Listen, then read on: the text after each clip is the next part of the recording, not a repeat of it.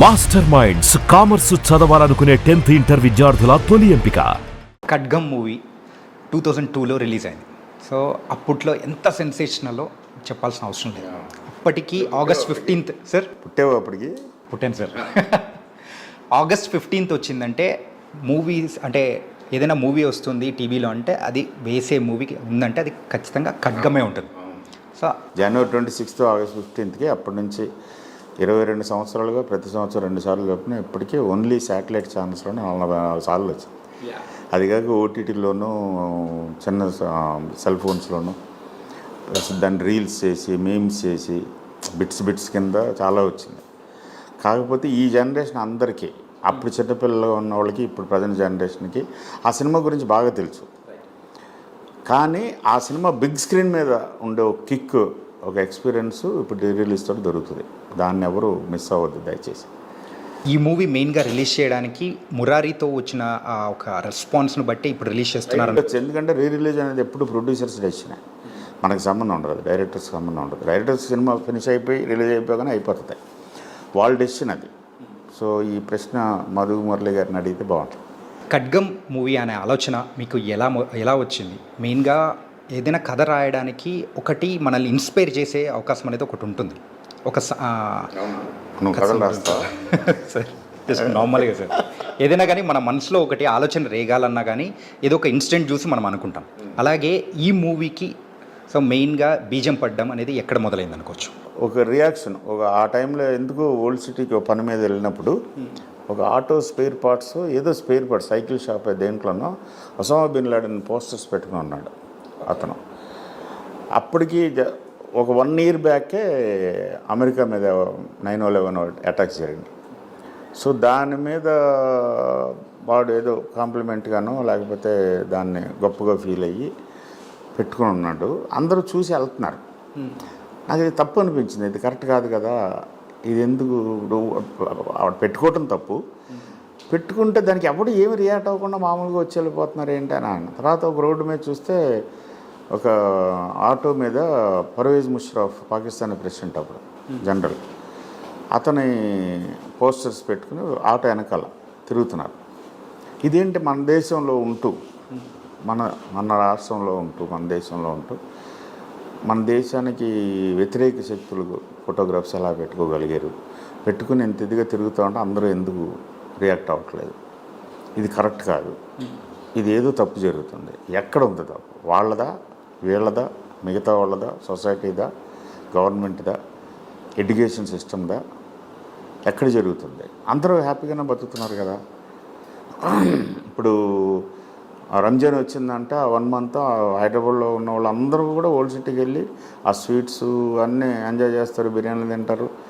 చాలామంది హిందూ ముస్లిమ్స్ కొన్ని ఆల్మోస్ట్ 1000 సంవత్సరాలుగా కలిసి బతుకుతున్నారు ఇక్కడ.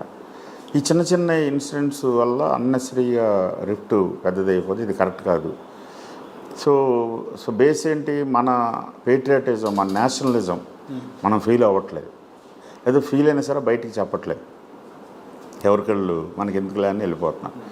సో దీని మీద ఏదైనా సినిమా చేయొచ్చా అని అనిపించి అక్కడి నుంచి ఆలోచన మొదలైన తర్వాత అక్కడ ఎలా చేయొచ్చు, ఎలాంటి సినిమా చేయొచ్చు, ఎంత ఎంటర్టైన్మెంట్ ఉంటుంది, ఎంత ఎడ్యుకేషన్ ఇవ్వచ్చు, ఎంత స్ప్రెడ్ చేయొచ్చు ఈ ఫీలింగ్ని, దీంట్లో ఏమేమి తీసుకురావచ్చు. నేషనలిజం మన అంటే అది చిన్న పాయింట్ కాదు, కొన్ని వేల సంవత్సరాల నుంచి తీసుకురావాలి. సో అదంతా ఏంటి అంటే మన హిస్టరీ ఏంటి, మన వెనకాల ఏం జరిగింది, 1940sలో ఏం జరిగింది, 1900లో ఏం జరిగింది, 1000లో ఏం జరిగింది, 1st centuryలో ఏం జరిగింది, 5th century BCలో ఏం జరిగింది, అంతా తీసుకున్న రామాయణం ఏంటి, మహాభారతం ఏంటి, నార్త్ ఇండియా ఏంటి, సౌత్ ఇండియా ఏంటి. ఇప్పుడు ఇదివరకు జంబూ ద్వీపం అని విని ఉంటున్నావు. ఫస్ట్ జంబూ ద్వీపం అనేవారు, అంటే ఇరాన్ నుంచి ఇండోనేషియా వరకు ఉండేది. తర్వాత అశోకుడు కానీ, రాణా ప్రతాప్ కానీ, శివాజీ కానీ, రాజరాజ చోళుడు కానీ, వీళ్ళందరూ ఎంతెంత పెద్ద సామ్రాజ్యాలు, కళింగులు, గుప్తులు, మౌర్యులు, ఇలాంటిది హిస్టరీ అంతా చూసి అక్కడి నుంచి మొదలుపెట్టాం తవ్వకం.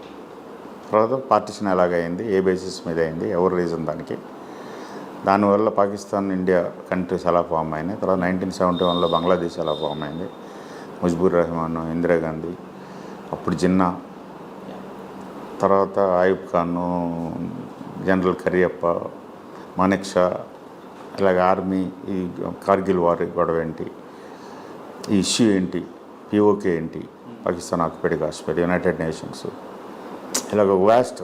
సో ఈ కల్చరు, ఈ హిస్టరీ వీటన్నిటిలోంచి తీసుకొచ్చి హైదరాబాద్ని ఒక క్యారెక్టర్ కింద తీసుకున్నాం. హైదరాబాద్లో మిక్స్డ్ కల్చర్స్ ఉంటాయి, ముస్లిమ్స్ ఉంటారు, హిందూస్ ఉంటారు, క్రిస్టియన్స్ ఉంటారు, రకరకాల ఉంటారు. అప్పటికే చాలా మిగతా స్టేట్స్ నుంచి కూడా హైదరాబాద్లో హ్యూమిడిటీ తక్కువ అని, అట్మాస్ఫియర్ బాగుంటుందని చాలామంది అట్రాక్ట్ అయ్యి హైదరాబాద్కి వచ్చేవారు. ఇప్పుడు బాగా క్రౌడెడ్ అయిపోయింది, కానీ ఆ టైంకి కొంచెం స్పేషియస్గా ఉండేది హైదరాబాద్. సో ఈ డిఫరెంట్ కల్చర్స్లోంచి ఈ ఇష్యూని తీసుకురావచ్చు. మనది భిన్నత్వంలో ఏకత్వం అంటాం, యూనిటీ ఇన్ డైవర్సిటీ. సో ఇంత డిఫరెంట్ మన ఇండియా గొప్పతనం అది. దాన్ని ఎలా చెప్పాలి? ఇండియా గురించి చెప్పాలంటే ఇండియా గొప్పతనం ఏంటంటే ఇన్ని different cultures, different languages, different states, different క్యాస్ట్లు, డిఫరెంట్ రిలీజియన్స్, డిఫరెంట్ నేషనాలిటీస్ అందరూ కలిపి హ్యాపీగా బతుకుతున్నారు ఒకే ప్లేస్లో రకరకాల. సో ఇదంతా చెప్పాలి. సో అక్కడి నుంచి ఫామ్ చేసుకుంటా వెళ్ళి, సో ఇండియా నేషనలిజం, ఇండియా గురించి చెప్పాలి, హిందుస్థాన్ గురించి చెప్పాలి, భారతదేశం గురించి చెప్పాలి అనగానే దాని తాలూకు సింబల్ ఏంటి? ఫ్లాగ్. ఏ దేశానికైనా ఒక ఫ్లాగ్ ఉంటుంది. ఆ ఫ్లాగ్ చూస్తే ఆ దేశం ఉంటుంది. ఆ ఫ్లాగ్లో 4 కలర్స్ ఉన్నాయి యాక్చువల్గా. మనకు ఫస్ట్ నుంచి ఆ త్రివర్ణ పతాకం అని అలౌడ్ అయిపోయింది. సో ఆ 3 కలర్స్కి